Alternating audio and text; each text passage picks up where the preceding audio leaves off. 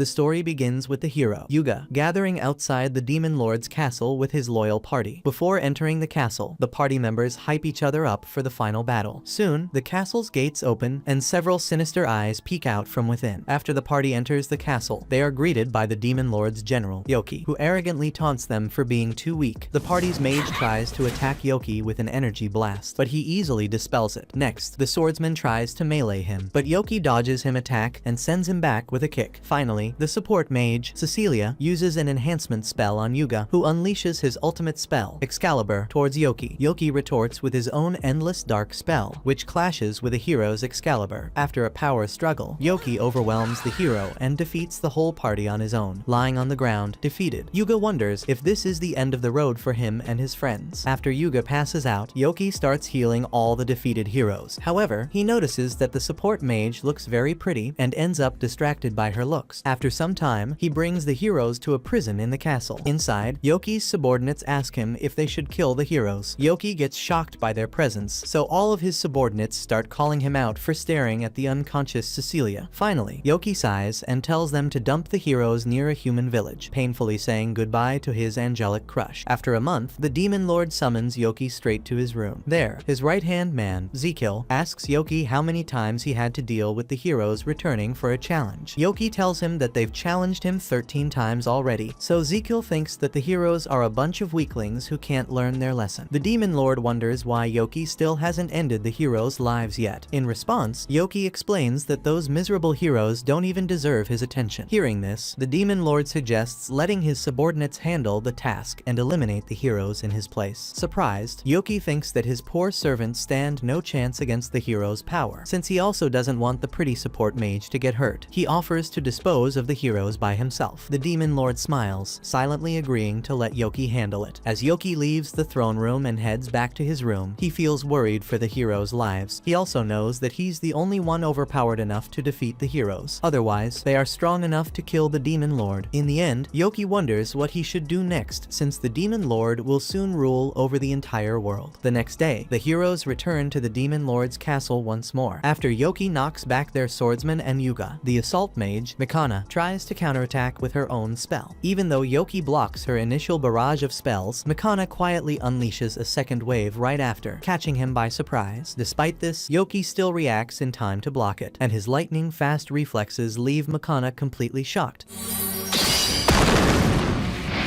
Meanwhile, Yoki notices Cecilia healing her friends, which causes him to blush. He then starts laughing and taunts the heroes for their futile attempts at defeating him. Still, Yuga refuses to give up and uses a powerful Excalibur spell to stop him. Unfortunately, Yoki easily survives the attack and tells the heroes they can never defeat him. Yuga refuses to quit, saying that they have no other choice but to keep going if they want to defeat the evil Demon Lord. Hearing this, Yoki suddenly points to Cecilia and tells the heroes they can continue forward if they leave her behind.